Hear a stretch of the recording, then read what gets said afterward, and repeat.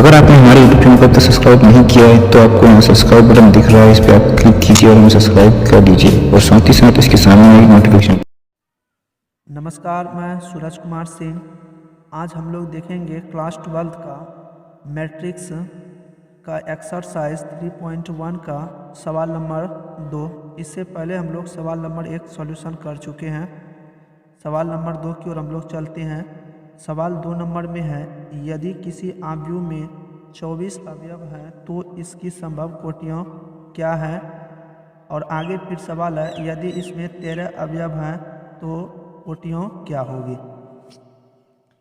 तो हम लोग कुल अवयव की संख्या हम लोग निकालने के लिए एक फॉर्मूला हम लोग पढ़े थे। अवयव की संख्या बराबर m इंटू n पढ़े थे और इसी का मान दिया हुआ है 24। इसको हमें कोटियों के रूप में लिखना है। तो हम लोग 24 को इस प्रकार से लिखेंगे ताकि मल्टीपल होने के बाद 24 हो जाए। तो हम लोग इसको लिखते हैं, संभव कोटियों बराबर संभव कोटियों बराबर 24 को हम लोग लिख सकते हैं 1 गुने 24 या 24 गुने 1। फिर हम लोग नेक्स्ट 2 गुने 12 लिख सकते हैं या 12 गुने 2 लिख सकते हैं। आगे फिर हम लोग 3 गुने 8 लिख सकते हैं या 8 गुने 3 लिख सकते हैं। फिर 4 गुने 6 लिख सकते हैं या 6 गुने 4 लिख सकते हैं। और फिर आगे हम लोग देखते हैं तो इसके बाद हम लोग कोई भी ऐसा नहीं है संख्या जिसको गुणा करने के बाद या मल्टीपल करने के बाद 24 होता है। तो इस प्रकार से संभव कोटियों की संख्या ये सब होगी। तो इसमें एक और सवाल है, यदि इसमें 13 अवयव हो तो कोटियों क्या होगी। तो हम लोग 13 के लिए लिखते हैं, संभव कोटियों बराबर 13 को लिख सकते हैं 1 गुने 13 या 13 इंटू 1। तो इस प्रकार से इसका और गुणनखंड हम लोग नहीं कर सकते हैं। तो यही इसकी संभव कोटियाँ हैं। तो सवाल नंबर 3 की ओर चलते हैं। यदि किसी आव्यूह में 18 अवयव हैं तो इसकी संभव कोटियाँ क्या है। यदि इसमें 5 अवयव हैं तो इसकी कोटियाँ क्या होगी। तो सवाल नंबर 2 का ही सेम टू सेम यही रूप है। तो हम लोग इसके लिए लिखते हैं, संभव कोटियों बराबर 18 को हम लोग लिख सकते हैं 1 गुने 18 या 18 इंटू 1 लिख सकते हैं। फिर उसके बाद 2 इंटू 9 लिख सकते हैं। फिर उसके बाद या 9 इंटू 2 लिख सकते हैं। आगे फिर हम लोग इसको और इस तरीके से लिख सकते हैं, 3 इंटू 6 लिख सकते हैं या 6 इंटू 3 लिख सकते हैं। फिर उसके बाद बाकी इसमें अब कोई ऐसा संख्या नहीं है जिसको हम लोग मल्टीपल करने के बाद 18 लिख सकते हैं। तो यही इसकी संभव कोटियों हैं। इसमें एक और सवाल है जिसमें 5 अवयव है, तो उसके लिए हम लोग कोटियों लिखते हैं, संभव कोटियों बराबर 5 के लिए 1 इंटू 5 या 5 इंटू 1 लिख सकते हैं। यही इसकी संभव कोटियों हैं। सवाल नंबर 4 की ओर चलते हैं। सवाल नंबर 4 में है, 1 2 गुने 2 आव्यूह ए बराबर ए आई जे की रचना कीजिए जिसमें अवयव ये है। ए आई जे बराबर आई प्लस जे इसका होल स्क्वायर है और बटे में 2 है। तो हम लोग इस आव्यूह को, इस प्रकार के सवाल को बनाने के लिए हम लोग पहले 2 गुने 2 का एक मैट्रिक्स तैयार कर लेते हैं।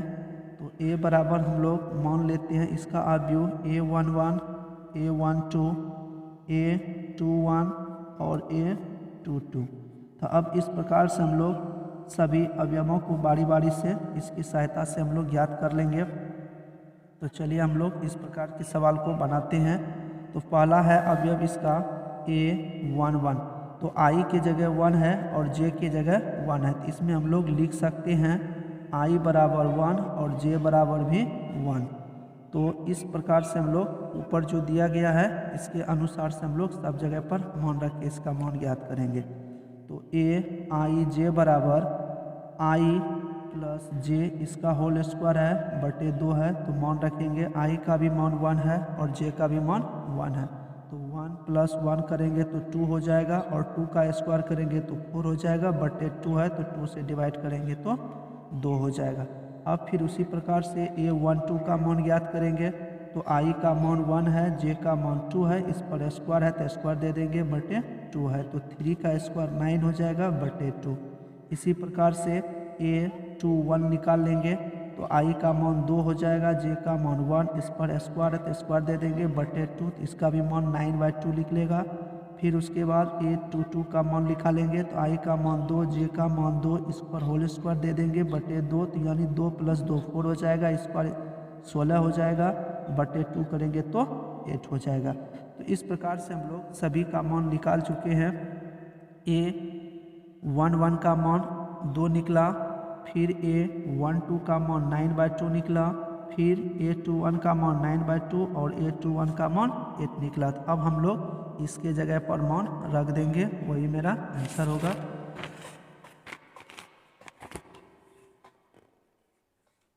तो हम लोग यहाँ पर जो लिखे थे पहले उसको हम लोग लिख लेते हैं। A11, A12, A21, A22। अब मान रख देंगे तो A11 का मान 2 आया था, A12 का मान 9/2 था और फिर A21 का भी मान 9/2 था और A22 का मान 8 था। तो इस प्रकार से यही इसका आंसर हुआ।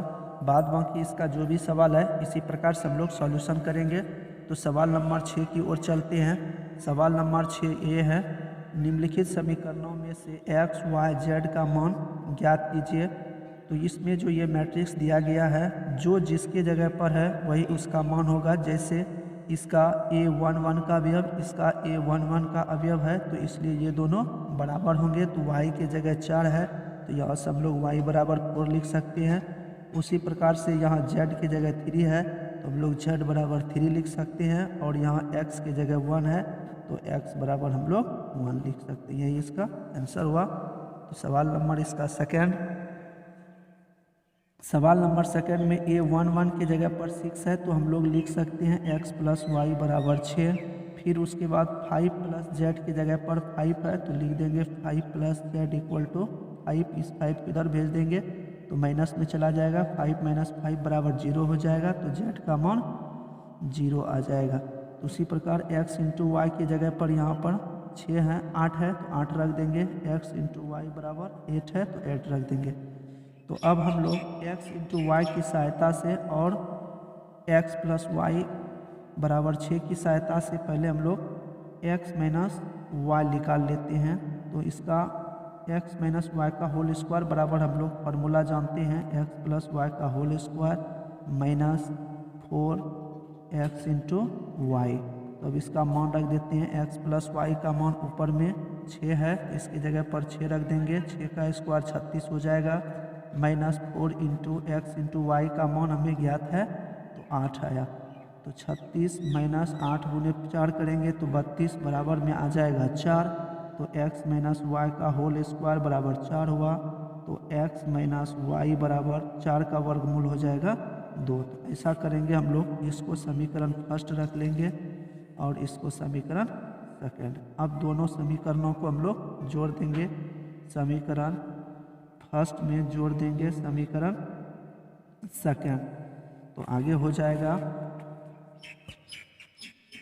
x + y बराबर 6 है और x - y बराबर 2 आया है। तो दोनों को जोड़ देंगे तो y का काम खत्म हो जाएगा, 2x बराबर 8 हो जाएगा। तो x बराबर हम लोग लिख सकते हैं 8/2 तो हो जाएगा 4। अब हम लोग किसी भी समीकरण में x का मान रख देंगे। तो समीकरण फर्स्ट में इसका मान रखेंगे, समीकरण फर्स्ट में x का मान रखने पर तो आगे है x + y बराबर 6 है तो x की जगह 4 रख देंगे, y बराबर 6 है तो y बराबर 6 - 4 बराबर 2 हो जाएगा। तो अतः अब हम लोग लिख सकते हैं, अतः x बराबर मान आया 4, y का मान आया 2 और z का मान 0 आया है। इस प्रकार से इसका आंसर हुआ। सवाल नंबर 3 की ओर चलते हैं।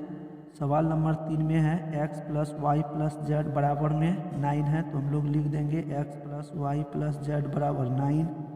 इसमें हम लोग अगला करेंगे आगे। x प्लस जेड बराबर 5 है तो 5 लिख देंगे, y प्लस जेड बराबर 7 है तो 7 रख देंगे। तो हम लोग बारी बारी से इसका मान ज्ञात कर लेते हैं।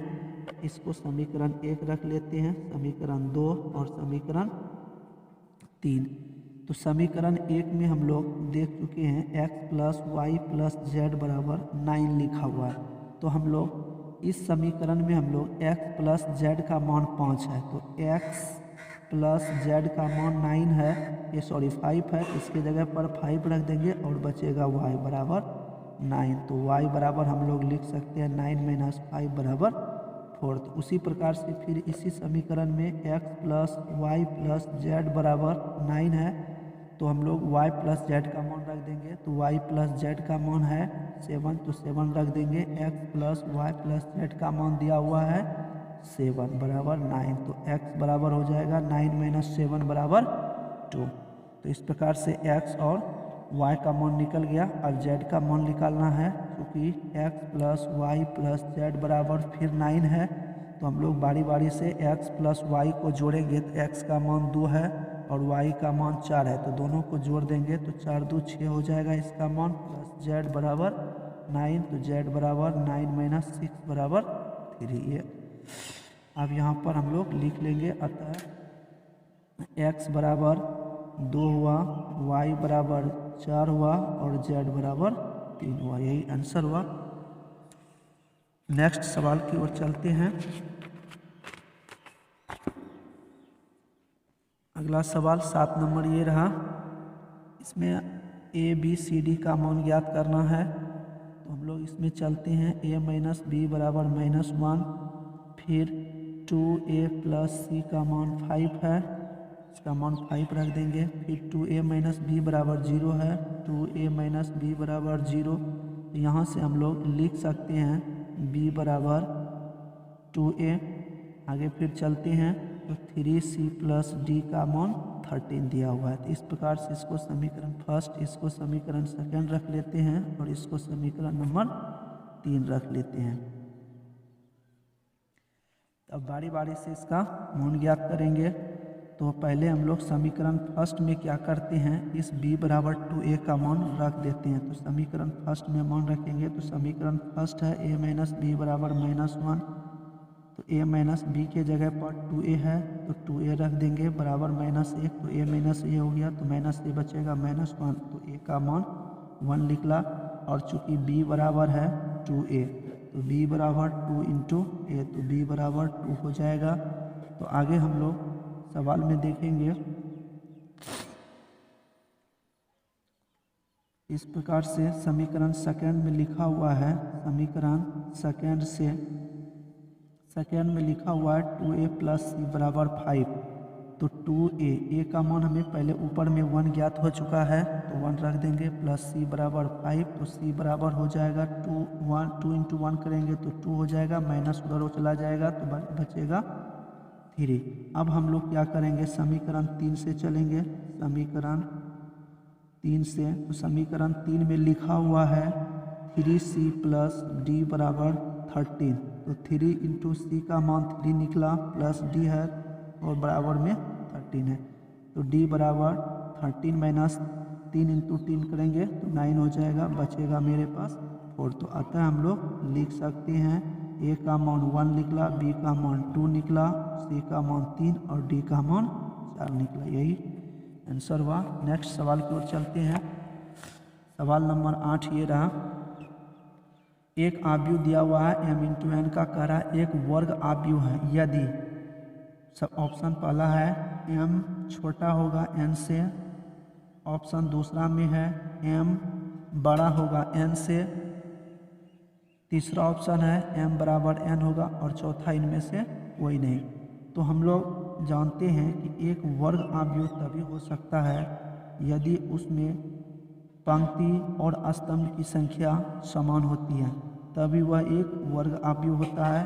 तो ऑप्शन 3 नंबर में पंक्ति और स्तंभों की संख्या समान है, यही ऑप्शन सही होगा। तो सवाल नंबर 9 में हम लोग देखते हैं।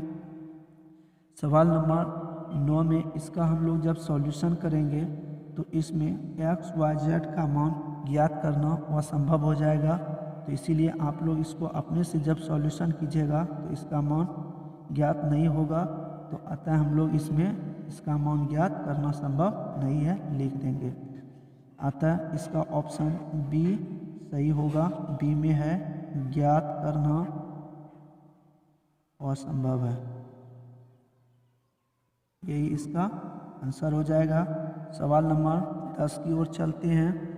सवाल नंबर 10 है 3 गुने 3 कोटि के ऐसे अवयवों की कुल कितनी संख्या होगी जिनकी प्रत्येक प्रविष्टि 0 या 1 है। तो इसमें कुल कितनी संख्या होगी, संख्या निकालना है। तो हम लोग इसका एक फार्मूला लिख लेते हैं। कुल संख्या बराबर होता है 2 के पावर कुल अवयवों की संख्या, कुल अवयवों की संख्या।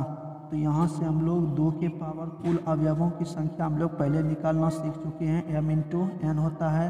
तो यहाँ पर 3 इंटू 3 का दिया है तो 3 इंटू 3 9 हो जाएगा। और 2 के पावर 9 को जब हम लोग सॉल्यूशन करेंगे तो 512 हो जाएगा। इसका ऑप्शन नंबर डी सही है। तो धन्यवाद। यदि आपको हमारी वीडियो पसंद आए तो प्लीज़ लाइक और सब्सक्राइब जरूर करें। धन्यवाद। अब हम लोग नेक्स्ट वीडियो में देखेंगे एक्सरसाइज 3.2 का सॉल्यूशन।